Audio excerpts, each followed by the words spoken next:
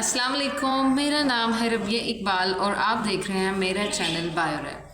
तो आज के इस लेक्चर में हम रिसर्च मैथडोलॉजी के मोस्ट इम्पॉर्टेंट और मोस्ट रिपीटेड जो क्वेश्चन हैं, शॉर्ट है लॉन्ग है, उनको डिस्कस करेंगे। ठीक है कि पेपर जो है वो किस तरह से हम अटैम्प्ट करें। सबसे पहला जो मोस्ट इम्पॉर्टेंट, जो ये 3 दफ़ा रिपीट हो चुका है, ANOVA test, 2 way ANOVA test.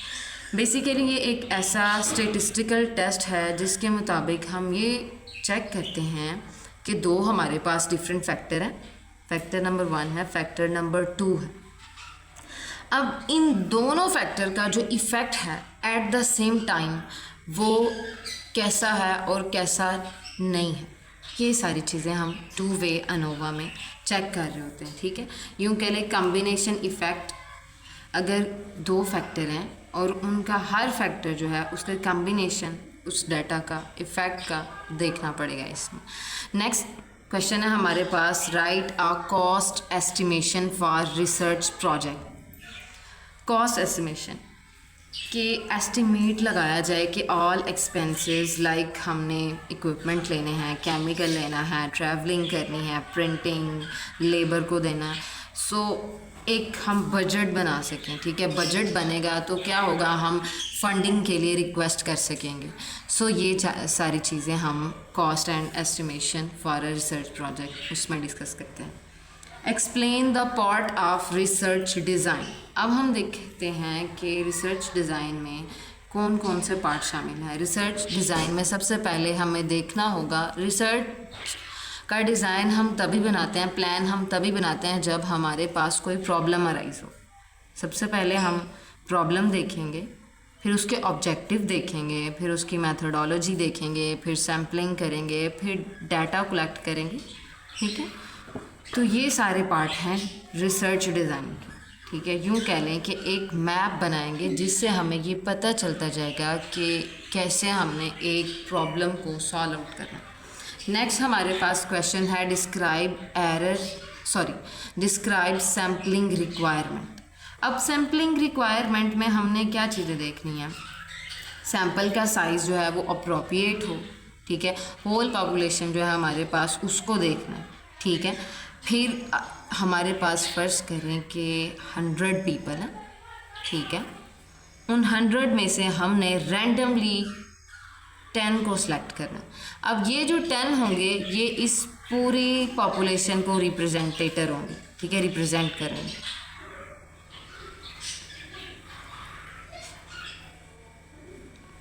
ठीक, अब क्या होगा, ये रैंडमली हम सिलेक्ट करेंगे, जो पूरी पॉपुलेशन को सिलेक्ट करेंगे। सो ये चीज़ें हम सैम्पलिंग रिक्वायरमेंट में लिख सकते हैं।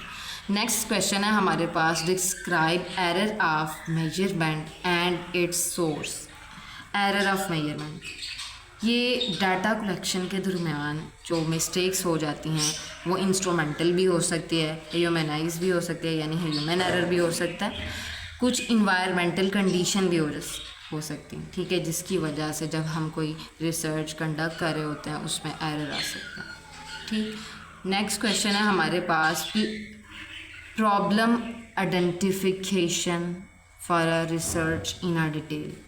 कि सबसे पहले हमने क्या करना है, क्लियरली करना है कि रिसर्च प्रॉब्लम क्या है, फिर उसकी अब इम्पोर्टेंस को चेक करना है, उसके पॉसिबल सॉल्यूशन देखने हैं, फिर एक लेआउट बनाना है, एक फाउंडेशन बनानी है, एक प्लान बनाना है कि हमारी रिसर्च है, हमारा इसका लिटरेचर रिव्यू, बैकग्राउंड, इससे रिलेटेड जितना भी नॉलेज है एक प्रॉब्लम से रिलेटेड, ठीक है, उन सबको इकट्ठा करना है, फिर उन्हें उनकी रिपोर्ट बनानी है, देन उसे रिक्वेस्ट करनी है फंडिंग के लिए। ये सारी चीज़ें हम प्रॉब्लम आइडेंटिफिकेशन में, मैंने आपको यूँ कह लें कि एग्जैजुरेट करके बता दिया कि ये चीज़ें हम इसमें डिस्कस कर सकते हैं।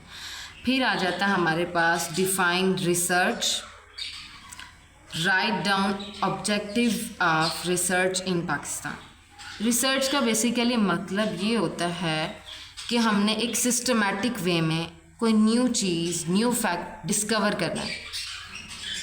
Discover new fact. ठीक, और हम इसके ऑब्जेक्टिव लाइक सॉल्व करना है प्रॉब्लम, स्पोर्ट डेवलपमेंट होनी चाहिए हमारे पास डाटा की प्रोवाइड के लिए, ठीक है, डाटा प्रोवाइड करने के लिए पॉलिसीज़ बनाई जानी चाहिए। देन ही हम एक आइडियलिस्टिक तरीके से, आइडियलिस्टिक तो नहीं लेकिन बहुत ही अच्छे वे में अपनी जो रिसर्च है वो कंडक्ट कर सकते हैं। नेक्स्ट क्वेश्चन है explain the problem of research in Pakistan. कि रिसर्च जब हमने करनी हो किसी एक प्रॉब्लम को लेकर तो हमें क्या क्या चीज़ें फेस करना पड़ती हैं। एक, lack of fund, poor lab facilities, ठीक है, रिसर्च का कल्चर ही नहीं है। ड्यू टू दिस, इसकी वजह से क्या होता है कि रिसर्च की क्वालिटी में, उसको कंडक्ट करने में बहुत ज़्यादा डिफ़िकल्टीज़ फेस करना पड़ती हैं। तो ये चीज़ें हम इसमें लिख सकते हैं। आगे हमारे पास आ जाता है next question, explain T test. T test का मतलब ये है कि 2 ग्रुप्स हैं हमारे पास, ठीक है, उनके एवरेज को हमने कंपेयर करना, ठीक है, कंपेयर करके उनमें जो डिफरेंस बन रहा है वो देखना है कि आया ये जो डिफरेंस है ये रियल वाला डिफरेंस है या बाय चांस आया इनमें डिफरेंस, ठीक। तो ये चीज़ें हम टी टेस्ट में डिस्कस कर सकते हैं। नेक्स्ट क्वेश्चन है डिफाइन प्लेजरिज्म। प्लेजरिज्म लाइक एक बंदे ने पहले अच्छा वेल काम किया हुआ, ठीक है, हम रिसर्च कर रहे हैं तो हम अपनी रिसर्च को ऑथेंटिक और अच्छा बनाने के लिए किसी और के रिसर्च वर्क को अपना नाम दे के प्रेजेंट कर देते हैं, तो ये प्लेजरिज्म होता है। प्लेजरिज्म की ना 3 टाइप हैं, एक एक्सीडेंटल प्लेजरिज्म, सेल्फ प्लेजरिज्म और डायरेक्ट प्लेजरिज्म, ठीक है, ये सारे इसमें हम डिस्कस कर सकते हैं। नेक्स्ट क्वेश्चन है difference between referencing and probability, sorry difference between referencing and bibliography. References मतलब साइटेशन, हमारे पास एक टेक्स्ट है जो हमने अपने रिसर्च वर्क या थीसिस में यूज़ करना, ठीक है, हमने किसी और बंदे का वर्क उठाया, हमने उसका रेफरेंस दिया और साथ में उसी जो हम रिसर्च बना रहे हैं, थीसिस लिख रहे हैं, उसी में फ़र्ज़ कर लें कि ये मैं थीसिस लिखी, ठीक है, मैंने एक रेफरेंस देना है, ये मेरा ऊपर काम है, नीचे भी मेरा काम है, इधर उस बंदे का नाम और किस पेज उसकी बुक जो उसने आर्टिकल लिखा है वहाँ से लेकर ये सारी चीज़ें हम इसमें लिखें। तो ये बेसिकली एक टेक्स्ट के अंदर जो साइटेशन है वो देना, वो रेफरेंसेस कहलाता है। और बिब्लियोग्राफी क्या होता है? बिब्लियोग्राफी यूँ कह लें कि मेरा ये रिसर्च वर्क सारा कंप्लीट हो गया तो मैंने लास्ट पे ना एक पेज बनाया जिसमें सारा जहाँ जहाँ से मैंने रेफरेंसेस उठाए हैं, जो जो बुक मैंने यूज़ की है, जो भी डाटा एनालिसिस, लिटरेचर रिव्यू जहाँ जहाँ से किया है, उन सारी बुक्स की, उनके ऑथर के नेम, ईच एंड एवरीथिंग, वो कब पब्लिश हुई, कौन सा पेज है, वो एक लास्ट पे ना एक लिस्ट में लिखी है। बेसिकली वो लिस्ट जो है वो है बिब्लियोग्राफी, ठीक है। Write a short note on bibliography, अभी मैंने ऊपर बता दिया है, रिपीटेड है। नेक्स्ट हमारे पास आ जाता है next question, criteria of problem identification for research. कि रिसर्च को आइडेंटिफाई करने का जो क्राइटेरिया है वो क्या होना चाहिए, कैसा होना चाहिए, ठीक है। The problem should be clear, हमारी जो प्रॉब्लम है वो क्लियर होनी चाहिए, ठीक है। प्रॉब्लम क्लियर होनी चाहिए, रिसर्चेबल होनी चाहिए और रेलिवेंट हो, इम्पॉर्टेंट हो, फिर ही हम, और एक बात उस पर पहले से भी कोई स्टडी जो है वो अवेलेबल होनी चाहिए ताकि हम पता लगा सकें कि क्या चीज़ें हमने कवर अप करनी है, क्या चीज़ें पहले आ चुकी हैं, ठीक। नेक्स्ट क्वेश्चन है एनोवा एंड टी टेस्ट, इनमें डिफरेंस। एनोवा मैंने बताया था कि 2 फैक्टर हैं डिफरेंट, उनके इफ़ेक्ट को एट द सेम टाइम देखना, चेक करना। और टी टेस्ट में क्या होता है, टी टेस्ट में ये होता है कि हम देखते हैं कि डिफरेंट जो 2 ग्रुप्स हैं उनमें जो डिफरेंस आया वो बाई चांस आया या रियल आया, ये चीज़ हम टी टेस्ट में देख रहे होते हैं। और उन्होंने कहा है why we use these test, इन दोनों टेस्ट को हम यूज़ क्यों करते हैं, ताकि हम एक से ज़्यादा ग्रुप्स को कंपेयर कर सकें, कंपेयर चेक करके फिर हम उसके सिग्निफिकेंट को, उन ग्रुप्स के डिफरेंस को देख सकें, ठीक है। अब हम आ जाते हैं रेफरेंसेस मैंने पीछे भी बताया था कि हमारे पास टेक्स्ट के अंदर साइटेशन देना, ठीक है, बेसिकली वो होता है रेफरेंसेस।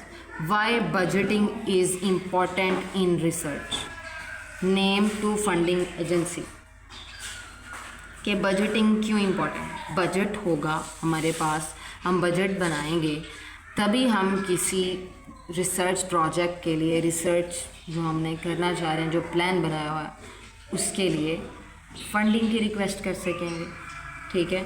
सबसे पहले 3 इम्पॉर्टेंट चीज़ें हम इसमें देख रहे होते हैं। एस्टिमेट टोटल कॉस्ट, ठीक है, उससे क्या होता है कि हेल्प मिल जाती है फंडिंग में। अवॉइड ओवर स्पेंडिंग, कि हमने ना बिल्कुल स्मूथली लेकर चलना है, ओवर स्पेंडिंग नहीं करनी जो भी हमें एक्सपेंसेस मिले हुए, ठीक है।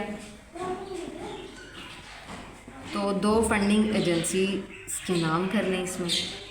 देन आ जाता है write a 5 part of research proposal. Research proposal में सबसे पहले होता है टाइटल ऑफ रिसर्च, इंट्रोडक्शन। तो write a 5 parts of research proposal, सबसे पहले हम इसमें लिखेंगे title of a research, introduction, उसके objective, methodology, budget and references, ठीक है। नेक्स्ट हमारे पास क्वेश्चन आ जाता है differentiate between thesis, synopsis and research proposal. Thesis full research report after completion, हमने एक रिसर्च बनाई, ठीक है, रिसर्च की एक प्रॉब्लम के ऊपर, हमने उसकी एक फुल रिपोर्ट बनाई उस रिसर्च के कंप्लीट हो जाने के बाद, तो उसे हम कहेंगे थीसिस। सिनॉप्सिस क्या होता है?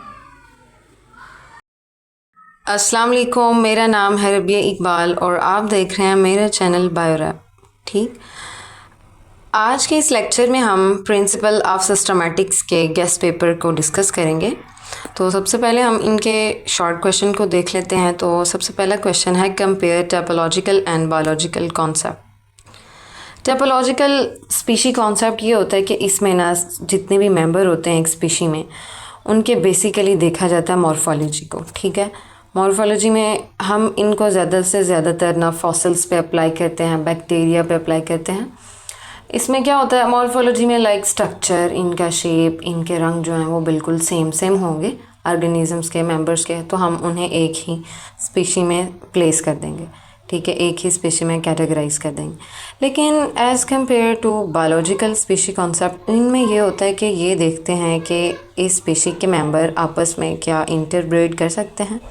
अगर तो इंटरब्रीड कर सकते हैं, बच्चे पैदा कर सकते हैं, तो वेल एंड गुड, ठीक है, तो इसका मतलब है कि ये एक स्पीशी के मेंबर हैं।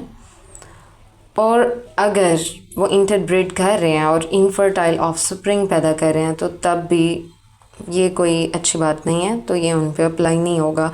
लाइक हमारे पास हॉर्सेस और डंकी का आ जाता है उनका इंटरब्रीडिंग, तो क्या होता है इनफर्टाइल वो मोल पैदा करते हैं, फिर वो आगे जो है इंटरब्रीड नहीं कर पाता।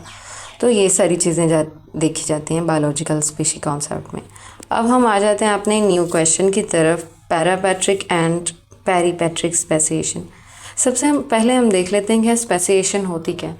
स्पेसिएशन बेसिकली आप यूँ कह लें कि एक इलाके में एक स्पीशी थी, ठीक है, और इन्वायरमेंटल फैक्टर की वजह से और वक्त के साथ साथ वो एक अलग स्पीशी में कन्वर्ट होती गई, तब्दील हो गई, ठीक है, एक न्यू स्पीशी बन गई। तो ये होता है बेसिकली स्पेसिएशन का प्रोसेस।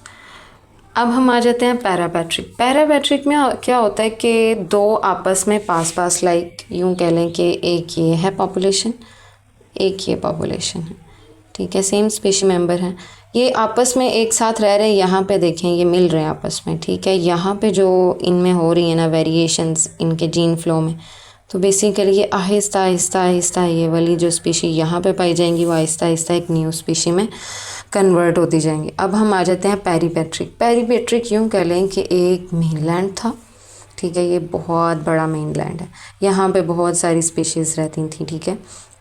अब क्या होगा कि यहाँ से कुछ जो स्पीशीज़ हैं वो एक जजीरे की तरफ, ठीक है, वो चली गई हैं, ट्रैवल कर गई। अब ट्रैवल कर गई हैं यहाँ पे हवा, आबो हवा, इन्वायरमेंटल फैक्टर, टाइम जोन, इन सारे फैक्टर्स की वजह से ना ये यहाँ पे जो स्पीशीज़ आई थी, जैसे भी आई थी, उड़ कर आई थी, तैर कर आई थी, वो आहिस्ता आहिस्ता मोल्ड होना स्टार्ट हो जाती हैं, तब्दील होना स्टार्ट हो जाती, उनमें जेनेटिकली वेरिएशन आना स्टार्ट हो जाती है due to environmental factor, due to time. ठीक है, सो ये यूँ कह लें कि एक किनारे से, एक बड़ी पॉपुलेशन से एक अलग किनारे पर जो छोटी पॉपुलेशन एक नई स्पीशी में तब्दील हो जाती है, बन जाती है, उसे हम पेरीपेट्रिक स्पेसिएशन कहते हैं। ठीक है, आपने वो डार्विन की फिंचेस देखी होंगी कि वो गैलापागोस आइसलैंड पे गया, उसने देखा कि जो डिफरेंट हमारे पास स्पीशीज़ थी, कहीं पे जो खुराक थी वो दाना था वो और तरह का था, कहीं पे और तरह का था आइसलैंड, तो उनकी चोंच जो है, बीक, वो उसी तरीके से डेवलप होती गई, किसी की मोटी थी, किसी की पतली थी, सो इस तरह से। फिर हमारे पास आ जाता है कॉन्सेप्ट ऑफ स्पेसिएशन। स्पेसिएशन का कॉन्सेप्ट मैंने अभी भी बताया कि एक न्यू स्पीशी का बन जाना। ठीक है, अब हम आ जाते हैं evolutionary species concept. Evolutionary species concept में बेसिकली ये होता है कि इस स्पीशी का जो बैकग्राउंड है, वो इसकी जो एवोल्यूशन है वो अपनी एक ख़ास पहचान रखते हैं। जब से वो बनी है वहाँ से आहिस्ता आहिस्ता वो कैसे कैसे मोल्ड हुई, क्या क्या उसमें एवोल्यूशन आई वक्त के साथ साथ, इन्वायरमेंटल फैक्टर की वजह से क्या क्या उसमें तब्दीलियाँ आती गई। ठीक है, इसमें इसके इंसेस्टर वगैरह को देखा जाएगा, ये सारी चीज़ें आ जाती हैं एवोल्यूशनरी स्पीशी कॉन्सेप्ट्स में। ठीक है, अब हम आ जाते हैं differ between holotype, lectotype, नियोटाइप, polytypic species. ठीक है, अब इसमें क्या होता है इस क्वेश्चन में कि फ़र्ज़ करें कि जब कोई साइंटिस्ट किसी नई स्पीशी का नाम रखता है तो उसके पास एक या कुछ ऐसे स्पेसिमेन उसने ज़रूर प्रूफ के लिए रखे होते हैं। तो सबसे पहले हम आ जाते हैं होलोटाइप की तरफ। होलोटाइप यूँ कह लें कि ये एक ओरिजिनल स्पीशी होती है। ठीक है, जब एक न्यू स्पीशी उसने डिस्क्राइब की, ठीक है, तो साइंटिस्ट के पास एक स्पेसिमेन जो है वो ऑफिशियल प्रूफ के लिए ज़रूर होगा, ताकि हमारे पास एक रिकॉर्ड हो। ये देखें, प्यारी सी नन्ही सी मेहनती की आर्ट जो है वो हमारे प्रोजेक्ट में आ गई है, सो उसे जाने देते हैं। तो ये होता है बेसिकली होलोटाइप के एक ओरिजिनल स्पीशी जिसकी हम स्टडी कर रहे थे कि वो हमारे पास ऑफिशियल प्रूफ के तौर पे मौजूद हो। लाइक हमारे पास हैं होमो सेपियंस हैं। ठीक है, ये एक हमारे पास होलोटाइप तो नहीं है, लेकिन इस टायरोसिनॉर्स जो हैं ये एक ख़ास फॉसिल है जो कि एक हमारे पास ओरिजिनल होलोटाइप है। ठीक, अब हम आ जाते हैं अपनी लैक्टोटाइप। लैक्टोटाइप का मतलब है कि ये बाद में चुनी जाती है। ठीक है, कभी साइंटिस्ट शुरू में 2 से 3 स्पेसिमेन दे देता है, लेकिन होलोटाइप जो है वो डिसाइड नहीं करता है। बाद में फिर कोई और साइंटिस्ट आता है तो वो एक और स्पीशी को चूज़ करता है, तो ये बन जाती है हमारे पास लैक्टोटाइप। ठीक है, अब हम आ जाते हैं अपनी नियोटाइप। नियो से मतलब है न्यू। फ़र्ज़ करें कि हमारे पास एक लैक्टोटाइप थी, एक होलोटाइप थी, और ये दोनों टाइप जो हैं ये हो गई हैं गुम। ठीक है, ये स्पेसिमेन गुम हो गए। ठीक है, अब इंटरनेशनल कमीशन ये परमिशन देता है कि आप एक न्यू स्पेसिमेन को ध्यान में रखें जो ये डिक्लेयर करे जो हमारे पास स्पीशी थी पहले उसके जैसा हो। ठीक है, उससे सिमिलैरिटी शो कराओ ताकि हमारे पास एक रिकॉर्ड ज़रूर हो, तो ये होती है नियोटाइप। अब हम आ जाते हैं पॉलीटाइपिक स्पीशी। पॉलीटाइपिक स्पीशी यूँ कह लें कि ये एक बहरूपिया होती है, बहुत सारे रूप वाली स्पीशी होती है। ठीक है, ये वो स्पीशी है जिसके अंदर 2 या 2 से ज़्यादा सब स्पीशीज़ होती हैं। शक्ल, इसके रंग, शेप के हिसाब से थोड़ा बहुत फ़र्क होता है, लेकिन ये जब स्पीशीज़ आपस में मिलती हैं तो ये फ़र्टाइल होती हैं और फ़र्टाइल बच्चे पैदा करती हैं। ठीक है, इसी वजह से इन्हें साइंटिस्ट कहते हैं ये एक ही स्पीशी है, लेकिन इन्होंने ख़ुद को इलाके के एतबार से थोड़ा थोड़ा मोल्ड कर लिया हुआ है। अब हम आ जाते हैं एलोपैट्रिक की तरफ। न्यू क्वेश्चन है, differentiate between allopatric and sympatric. Allopatric आपके ख्याल में क्या होगी, कोई बता सकता है? चले हम पहले सिम्पैट्रिक को देख लेते हैं। सिम्पैट्रिक का मतलब है कि एक ही इलाके में नई स्पीशी का बन जाना। ठीक है, फ़र्ज़ करें कि वहाँ पे जो बैरियर होते हैं, लाइक पहाड़ है, नदी है, समंदर है, वो हम कह रहे थे सिम्पैट्रिक। सिम्पैट्रिक यूँ कह लें कि एक ही जगह पे एक ही इलाके में एक स्पीशी रह रही थी, तो वो वक्त के साथ साथ हुआ क्या कि उनके खाने में चेंज आ गया, ठीक है, वक्त चेंज हुआ, और दूसरा अचानक ही उनके जो क्रोमोसोम है वो डबल हो गए, ठीक है। सो इस तरह जब क्रोमोसोम डबल हो जाते हैं तो आपको पता है कि वो चेंज आ जाता है।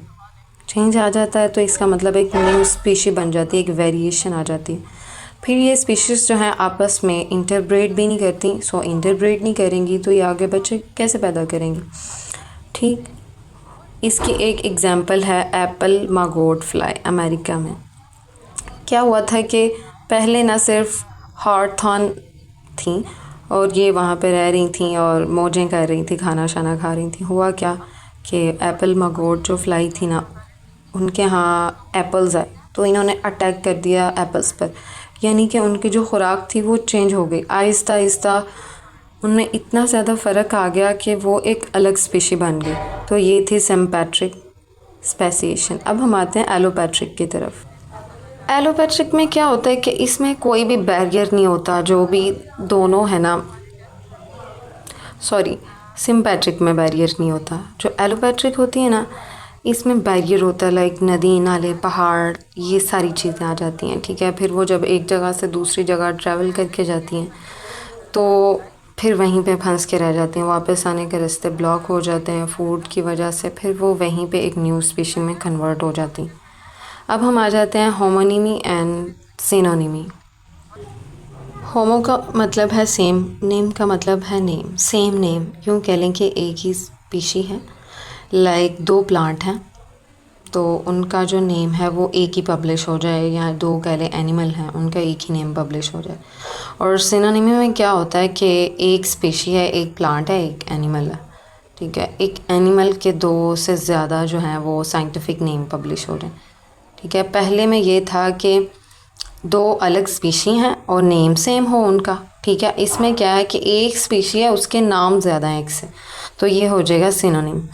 आगे आ जाता है concept of weightage taxonomic character. Concept of weightage taxonomic character में बेसिकली देखा जाता है कि जो मेंबर है, हमारा स्पीशी मेंबर है, उसका टेक्सॉन, फेनॉन, उसका स्ट्रक्चर, उसकी मॉर्फोलॉजी, उसकी बायोकेमिस्ट्री, उसके डीएनए की integration, each and everything, like उसका डीएनए का स्ट्रक्चर कैसा है, उसकी बायोकेमिस्ट्री कैसी है, उसकी मॉर्फोलॉजी कैसी है, और ये जितने भी करैक्टर मैंने अभी बताए हैं, हर एक एक करैक्टर को एक अलग अलग वेटेज दिया गया। देखें, जब हम वेटेज ऑफ टेक्सोनोमिक करैक्टर पढ़ते हैं तो इसमें क्या होता है कि हर करैक्टर की वेटेज सेम नहीं है, हर करैक्टर की वेटेज एक से दूसरे से मुख्तलिफ है। अब हम आ जाते हैं डिफरेंस बिटवीन फेनॉन एंड टेक्सॉन। फेनॉन क्या होता है? वॉइस, ठीक है। क्या हुआ, फेनोटिक क्लासिफिकेशन भी आप आगे देखेंगे। फेनॉन का मतलब है वॉइस, मतलब वॉइस की बिना पर जो है वो एनिमल को क्लासिफाई कर दिया गया था, पहले वक्तों में ये होता था। और टेक्सॉन में क्या होता है, एक स्पेसिफिक अरेंजमेंट देखी जाती है, उसका फाइला देखा जाता है, फाइलम देखा जाता है, domain, kingdom, phylum, classification, order, species, genus, each and everything हम टेक्सॉन में पढ़ते हैं, ठीक है। एक ऑर्गेनिज्म को कैसे ऑर्गेनाइज किया गया है एक ग्रुप में, उसकी सारी क्लासिफिकेशन हम टेक्सॉन में देख रहे होते हैं। फिर आगे आ जाता है what is the law of priority. So law of priority का मतलब है कि जितने भी फॉर एग्जांपल 2 से 3 नाम जो हैं वो पब्लिश हो चुके हैं, सो जब जो सबसे पहला नाम पब्लिश हुआ था, जो सबसे पुराना था, उसे वैलिड करार दिया जाएगा, ठीक है, उसे प्रायोरिटी दी जाएगी। सो इसे कहते हैं कि वैलिड नेम को, पुराने नेम को जो पहले पब्लिश हुआ था उसे प्रायोरिटाइज करना, बेसिकली यही कहलाता है law of priority in international code of nomenclature के सिस्टम, ठीक है। फिर आ जाता है what is a monograph. Mono का मतलब है एक, ग्राफ का मतलब है कि बिल्कुल एक स्टडी की गई है, ठीक है, एक स्पीशी है, उसके ऊपर डिटेल्ड स्टडी की गई है, उसके ऊपर एक कंप्लीट बुक लिखी गई है, उसके फाइलम पे, किंगडम पे, उसकी क्लासिफिकेशन पे, उसकी मॉर्फोलॉजी पे, उसके ईच एंड एवरीथिंग सिर्फ उस एक स्पीशी को लेकर किया गया। सो अब हम आ जाते हैं अपने न्यू क्वेश्चन की तरफ, करैक्टरिस्टिक्स ऑफ नोमेनक्लेचर। तो नोमेनक्लेचर में हम क्या क्या करैक्टर्स देखते हैं? उसमें हम देखते हैं उसकी, जब हम नोमेनक्लेचर लिख रहे होते हैं तो ये बेसिकली दो नाम पे ना कंसिस्ट होता है, एक जीनस का नेम और एक होता है स्पीशी का नेम, ठीक है। फिर हम उसके टेक्सॉन को, उसके किंगडम को, उसके फाइलम को, उसके ऑर्डर को, उसकी क्लास को, ईच एंड एवरीथिंग को, फैमिली तक को रीड आउट करते हैं। देन हम उन्हें जाके रैंक में रैंकिंग देते हैं कि ये इसका डोमेन है, ये किंगडम है, ये फाइलम है, ये क्लास है, ये ऑर्डर है, ये फैमिली है, ये जीनस है, ये स्पीशी है। इस तरह हम ना उसे क्लासिफाई कर देते हैं, ठीक।